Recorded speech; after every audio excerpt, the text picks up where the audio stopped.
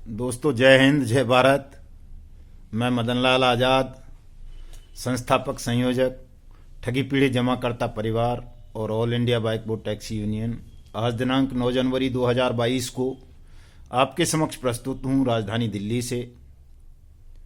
आप सबको अनियमित जमा योजनाएं पाबंदी कानून 2019 के विषय में कुछ प्रक्रियात्मक कार्रवाई बताने के लिए कि आखिर आपने सबने अपने भुगतान के दावे करने कैसे हैं, और चूंकि जिन अधिकारियों को सक्षम अधिकारी अपॉइंट किया गया है बट्स एक्ट 2019 के तहत देश के प्रत्येक जिले में, उनको स्वयं नहीं पता कि करना क्या है, तो ये वीडियो उनके भी काम आएगा। आप जब समझ लेंगे तो आप इस बात को उन अधिकारियों को समझा सकते हैं जो अधिकारी ये कहते हैं कि जी इसमें करना क्या है, कैसे करना है, हमें पता नहीं है। तो आप इसको पूरे वीडियो को बहुत ध्यान से सुनेंगे, कई कई बार सुन लेंगे, ताकि आप तमाम साथी हमारे इस प्रक्रिया को ठीक से समझ सकें और अधिकारियों को समझा सकें, और जल्दी से जल्दी 180 दिन के अंतर्गत आप अपने तमाम निवेशकों का और उन आवेदकों का धन उन्हें ब्याज सहित 2 से 3 गुना तक वापस दिलवा सकें, जिनका भी पैसा किसी भी ठग कंपनी या ठग क्रेडिट कोऑपरेटिव सोसाइटी में डूबा है। दोस्तों, इसके अलावा मैं आज एक और बहुत महत्वपूर्ण हाई कोर्ट के डिसीजन के विषय में आपको बताऊंगा, लेकिन उससे पहले मैं आप सबसे अनुरोध करूंगा रोज की तरह कि इतने उदासीन होने की आवश्यकता नहीं है। कम से कम भले आदमियों, जिन साथियों ने हमारे YouTube चैनल युगांतर न्यूज़ को सब्सक्राइब नहीं किया है वो इसे सब्सक्राइब जरूर कर लें, ताकि आप पूरी प्रक्रिया समझ सको, और जब तक प्रक्रिया नहीं समझोगे तब तक आपका भुगतान नहीं होगा। बेवजह रात को दिन को कॉल मत किया करो। सुबह 9 से 10 बजे तक 1 घंटे कॉल करनी है, और शाम को 6 बजे से लेकर रात के 10 बजे तक। उसके बाद कोई कॉल मत किया करो। बेवजह आप स्वयं परेशान होते हो, मुझे परेशान करते हो। फोन कॉल करने से आपको कोई लाभ नहीं मिलेगा। आपको लाभ मिलेगा पूरा वीडियो सुन लेने से। एक वीडियो में समझ में नहीं आती है बात, 2-3 वीडियो सुन लो। मैं लगातार इन विषयों पर वीडियो बनाता रहता हूं। अगले पिछले तमाम वीडियो सुन लो, सूचनाओं के लिए, प्रक्रिया समझने के लिए, अपडेट प्राप्त करने के लिए। और आपको हर वीडियो तुरंत मिल सके, इसके लिए बहुत जरूरी है कि आप हमारे YouTube चैनल युगांतर न्यूज को सब्सक्राइब करें, दूसरों से भी करवाएं, ताकि तमाम लोगों को तनाव से मुक्ति मिले, उनका पैसा वापस मिले। अपने निवेशकों को भी जरूर सुनवाया करो, उनके मोबाइल पर खोल करके सुनवाया करो। इतना सा काम कर लो। इस काम में कोई पैसा नहीं लगता है, ये फ्री का काम है, बस बटन दबाना होता है। BF देखते रहते हो और दुनिया भर की चीजें देखते हो, काम की चीजें नहीं देखते हो। बस साथियों को फोन कर लें, मदन लाल जी को या किसी को भी, और तुरंत पैसा मिल जाए। तुरंत पैसा नहीं मिलेगा किसी को भी जब तक इस पूरी प्रक्रिया का पालन नहीं करोगे। जल्दबाजी का शिकार होना छोड़ दो। देश के 20 करोड़ लोगों की जिंदगी तबाह हुई है, वो केवल इस वजह से हुई है कि वो तुरंत जल्दी जल्दी जो है करोड़पति बनना चाहते थे, अमीर बनना चाहते थे, गाड़ी घोड़ी बंगला, लेना देना, दुनिया भर का अटर-पटर खरीद लेना चाहते थे। ये नहीं हो सकता कभी भी। जल्दीबाजी करोगे तो लाभ नहीं होगा, निश्चित रूप से आपको नुकसान होगा। पूरा वीडियो भी नहीं सुन पाते हो, 10, 15, 20 मिनट का भी। आपको तो 1-1 घंटे वाले वीडियो सुनने चाहिए, ताकि पूरी चीजें समझ सको, तनाव से मुक्त होकर के अपने पैसे को आसानी से प्राप्त कर सको। अनियमित जमा योजनाएं पाबंदी कानून बट्स एक्ट 2019 हिंदुस्तान का सबसे खतरनाक कानून है। इस कानून का प्रयोग करोगे तो ठग आपके कदमों में होंगे, आपके घर पैसा लेकर के आ जाएंगे, और नहीं लेकर के आएंगे तो जो सक्षम अधिकारी प्रत्येक जिले में सरकार ने बनाए हैं वो उनकी प्रॉपर्टी को कुर्क करके, नीलाम करके 180 दिन में आपका पैसा देंगे। और जो सरकार ने हर जिले में एक फास्ट ट्रैक कोर्ट बनाई है बट्स एक्ट 2019 के तहत, वो ठगों को आजीवन कैद की सजा सुनाएगी। उनकी जिंदगी जेल में सड़ जाएगी, पड़े पड़े आखिरी सांसें उन्हें जेल के पीछे गुजारनी पड़ेंगी। चाहे वो सुब्रत राय सहारा हो, निर्मल सिंह भंगू हो, संजय भाटी हो, डेजी मेनन हो, वो गुर्दाचोर PPS सेठी हो, राशिद नसीम हो, राधे श्याम हो, या वो कौन सा तिवारी है, VN तिवारी हो, चाहे वो मृत्युंजय सिंह हो, चाहे वो जीतू सिंह हो, चाहे कोई भी हो। प्रत्येक ठग की अंतिम सांसें दोस्तों जेल के सींचों के पीछे गुजरेंगी, और आपका भुगतान ठगों को फांसी हो जाने के बाद भी मिलेगा। इस चीज को लेकर के मत घबराया करो कि सब ठग जेल में चले जाएंगे, उन्हें फांसी हो जाएगी तो हमारा पैसा कैसे मिलेगा। आपके पैसे की व्यवस्था बट्स कानून में ये की गई है कि आपको आपके जिले में नियुक्त सक्षम अधिकारी डीएम आपका पैसा देगा, 180 दिन में देगा, वो भी कानून में साफ साफ लिखा है। इस चीज पर विश्वास किया करो। आज मैं प्रमाण सहित दिखाऊंगा, देख लेना, ये किताब खरीद लेना तमाम लोग। इसमें साफ साफ लिखा हुआ है कि 180 दिन में ट्रायल कंप्लीट होगा, आपका पैसा मिलेगा 2 से 3 गुना तक। पूरी प्रक्रिया को समझिए। तो सबसे पहले मैं कर्नाटक हाई कोर्ट के एक फैसले के विषय में आपको बता देता हूं। कर्नाटक में एक ठग कंपनी के खिलाफ पीआईडी एक्ट और बर्ड्स एक्ट के तहत मुकदमा दर्ज हुआ था। तो जो ठग थे उस कंपनी को चलाने वाले, वो सीधे फास्ट ट्रैक कोर्ट ना जाके सीधे हाई कोर्ट चले गए कि साहब हमें अग्रिम जमानत दे दो। धारा कौन सी है? सीआरपीसी की धारा होती है 438, 439 कि हमें ट्रायल कोर्ट से, पुलिस से खतरा है, कहीं वो हमें अरेस्ट ना कर लें, हम ठग नहीं है, हमें बेल दे दो। तो हाई कोर्ट ने साफ साफ कह दिया, उनकी याचिका को सुनवाई के योग्य नहीं माना और कहा कि ये विशेष कानून है, ये पार्लियामेंट्री एक्ट हैं, इनमें हमें किसी को अग्रिम जमानत देने का कोई अधिकार नहीं है। आपको जमानत चाहिए तो ट्रायल कोर्ट जाइए, फास्ट ट्रैक कोर्ट में जाइए, पहले वहां से जमानत लीजिए, लोगों का भुगतान कीजिए। और उनकी याचिकाएं खारिज कर दी। इस फैसले को हालांकि ठग सुप्रीम कोर्ट में चुनौती देंगे और हम सबका दायित्व बनता है कि अगर हम सजग और जागरूक रहे तो supreme court, Karnataka high court के इस फैसले को बाईपास नहीं कर पाएगा, इसको कंफर्म करेगा और तमाम ठगों की अंतिम सांसें जेल के सींखों के पीछे गुजारने के लिए उन्हें विवश करेगा। वैसे तो दोस्तों आपका संगठन, आपकी जागरूकता इतनी तेजी से बढ़ रही है,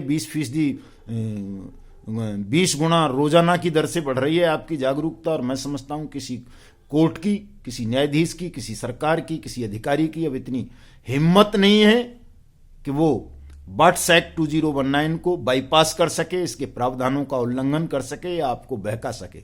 अगर कोई आपको बहकाने का, भरमाने का प्रयास करता है, आपकी बात नहीं सुनता, तो वो केवल और केवल इसलिए चूंकि आप जागरूक नहीं हैं, हमारे वीडियो नहीं सुनते हैं। सुनिए इनको।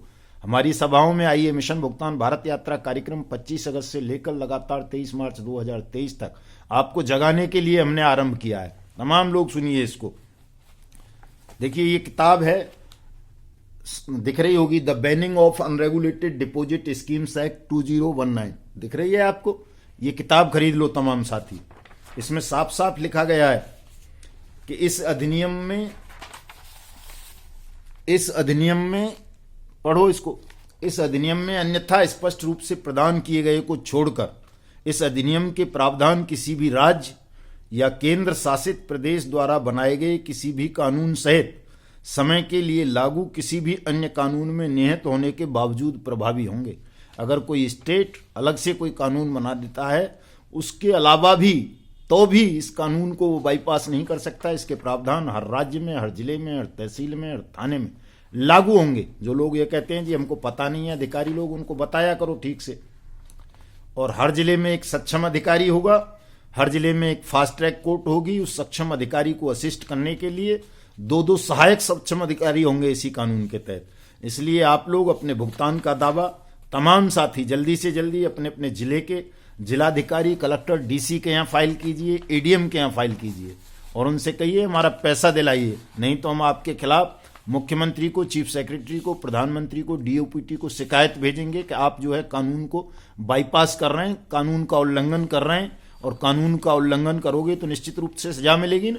छोटे से भी कानून का उल्लंघन अगर कोई आम नागरिक कर देता है तो उसे दंडित किया जाता है ना, पुलिस पकड़ लेती है, जेल भेज देती है। तो ये भी एक कानून है और बहुत खतरनाक कानून है, पार्लियामेंट द्वारा सर्वसम्मति से बनाया गया कानून है। अगर इसका उल्लंघन शासन और न्याय की कुर्सी पर बैठा हुआ कोई व्यक्ति करेगा तो उसको तो डबल सजा मिलेगी, आजीवन कैद हो जाएगी इसको। ये प्रावधान इस कानून में है और ठगों को फांसी देने का प्रावधान भी 23 मार्च 2023 को हम करवा देंगे। ठगों को नहीं, केवल ठगों के साथ साथ उन बेईमान अधिकारियों को भी जो इस कानून की अनुपालना सुनिश्चित नहीं कर रहे हैं। सुनाइए इस तमाम देश के तमाम सक्षम अधिकारियों को ये वीडियो हमारा, और वो वीडियो दिखाइए जो आजकल बिजनौर से, मेरठ से, अमरोहा से, रामपुर से, सहारनपुर से और तमाम जनपदों से वायरल हो रहे हैं कि किस तरह हजारों नहीं लाखों लोगों की भीड़ डीएम ऑफिस में जा रही है, लाइन लग रही है पूरे पूरे दिन भर। डीएम्स को यही काम आजकल करना पड़ रहा है, आवेदन लेने पड़ रहे हैं भुगतान के। ये आपका अधिकार है। अगर कोई भी अधिकारी मना करता है उसे बताओ कि इसमें से जो अगर तूने जरा सी भी लापरवाही की तो हम तुम्हारी शिकायत करेंगे शासन को। शासन की कुर्सी पर बैठकर, प्रशासन की कुर्सी पर बैठकर कानून की अवमानना करोगे, उल्लंघन करोगे, किसी को भी बख्शा नहीं जाएगा, सबको दंडित करेंगे, अब सबको सजा देंगे, ये कानून कहता है। इसलिए कानून की तमाम लोग अनुपालना करें दोस्तों। इसमें कई लोग कहते हैं कि साहब जो है वो इसमें क्रेडिट कोऑपरेटिव सोसाइटी सम्मिलित नहीं होती हैं। देखिए ये धारा 2/5 का अधिनियम है, ये साफ साफ लिखा है कि जमाकर्ता का अर्थ है कोई भी व्यक्ति जो इस अधिनियम के तहत जमा करता है। धारा 26 जमा लेने वाले का अर्थ है कोई व्यक्ति या व्यक्तियों का समूह, एक स्वामित्व प्रतिष्ठान, एक साझेदारी फर्म, चाहे वो पंजीकृत हो या न हो, सीमित देयता के तहत पंजीकृत एक सीमित देयता भागीदारी, साझेदारी अधिनियम 2008 वाला, एक कंपनी, व्यक्तियों का संघ, एक ट्रस्ट, भारतीय प्रावधानों के तहत शासित एक निजी ट्रस्ट, न्यास अधिनियम 1882 या एक सार्वजनिक न्यास, चाहे पंजीकृत हो या नहीं, एक सहकारी समिति या एक बहुराज्य सहकारी समिति या किसी भी प्रकार की कोई अन्य व्यवस्था, जमा प्राप्त करना या जमा करना, लेकिन अगर वो समय पर लोगों का पैसा वापस नहीं करता है तो वो इस कानून के अंदर कवर्ड होगा, दंड का भागीदार होगा, उसकी से पाई पाई वसूल के आपकी जमा राशि का 2 से 3 गुना आपको वापस दिलाया जाएगा दोस्तों। तो इसलिए घबराना नहीं है आप लोगों को। कई लोग कहते हैं कि साहब जो है इसमें 1978 कहाँ लिखा है। देखिए पढ़िए इसको, अंडरलाइन कर रहा हूं मैं इसको, इनामी चिट और money circulation scheme banning act 1978, 6वां कॉलम है ये इसका, पढ़िए इसको तमाम लोग। साफ दिख नहीं रहा होगा, वैसे तो दिख रहा होगा,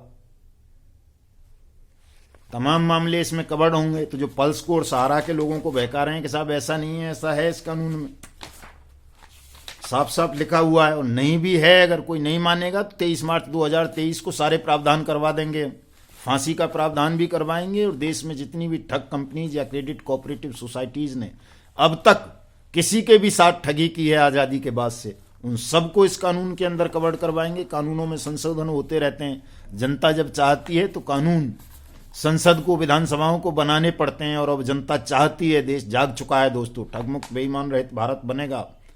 और ये देखिए अधिकारियों को बताइए कि इसमें जो है दोनों प्रोविजन हैं, ये सिविल नेचर का भी मैटर है, जो सिविल प्रक्रिया संहिता है हमारी, उसके तहत भी सक्षम अधिकारी को तमाम अधिकार होंगे। ये अध्याय 3 है, उसको बताओ कि वो पूछते हैं ना कई अधिकारी के साहब इसमें करना कैसे है, तो उन्हें बताइए। अध्याय 3 है ये, ठीक से पढ़ें इसको, कि जो सिविल प्रक्रिया संहिता है हमारी 1908 की, जिसके तहत और मामलों में सक्षम अधिकारी कार्रवाई करते हैं, उन्हीं उसी तरह यहाँ इनको मामला में कार्रवाई करनी है और इनको कोर्ट की तमाम शक्तियां प्राप्त हैं सक्षम अधिकारी को। इस एक्ट में सारे काम करेगा वही जो और कामों में करते हैं ये। और क्रिमिनल प्रोसीडिंग भी करनी है इसमें, तो क्रिमिनल भी है, इसको देखिए जो अंडरलाइन हो रखा है, आईपीसी 1860 की धारा जो है 45 का तहत, और 193 और धारा 228 के अर्थ के भीतर एक न्यायिक कार्यवाही माना जाएगा इसको, जो भी वो करेगा सक्षम अधिकारी। उसके ऑर्डर को हाई कोर्ट से पहले कहीं भी चैलेंज नहीं किया जा सकता। ये तमाम चीजें आप इनको बताइए सिस्टम में बैठे हुए लोगों को कि ये किस तरह से मतलब लापरवाही बरत रहे हैं। ये देखिए अध्याय 3 के ही नामित न्यायालय 8 के विषय में ये दिया हुआ है, इसको पढ़िए। नामित न्यायालय के अलावा किसी भी न्यायालय के पास किसी भी मामले के संबंध में क्षेत्राधिकार नहीं होगा जिस पर इस अधिनियम के प्रावधान लागू होते हैं। केवल और केवल जो फास्ट ट्रैक कोर्ट हैं वही सुनवाई करेंगी, चाहे कोई हाई कोर्ट हो, सुप्रीम कोर्ट हो, इन विषयों पर कोई भी दूसरा कोर्ट सुनवाई नहीं कर सकता। ये साफ साफ लिखा है इस एक्ट में। और इस अधिनियम के तहत अपराध की कोशिश करते समय नामित न्यायालय भी इस अधिनियम के तहत एक से अधिक अपराध के अलावा, मान लो कई कहते हैं ना कि साहब इसमें गैंगस्टर भी लग गया, 420 भी लग गई, फलानी धारा भी लग गई, बर्ड्स एक्ट भी लग गया, तो फिर वो कौन सी कोर्ट में चलेगा? तो सारे मामले इसी कोर्ट में चलेंगे, चाहे उसमें गैंगस्टर एक्ट लगा है, 420 लगा है, रासुका लगी है, चाहे 302 लगी है या 420 लगी है, 406 लगी है, 409 लगी है, सारे केस इसी कोर्ट में चलने हैं। सीआरपीसी की धारा सीआरपीसी 1973 की धारा के तहत, सीआरपीसी के तहत ही होता है सारा सब कुछ इसमें। तो इसलिए इन तमाम अधिकारियों को समझाइए, किताब ले जा करके दे दीजिए इनको सारी कि भैया ये पढ़ ले जरा अधिकारी महोदय ठीक से, कैसे समझ में नहीं आ रहा आप लोगों की में सब करना क्या है। इसमें बहुत साफ साफ तमाम प्रावधान लिखे हुए हैं।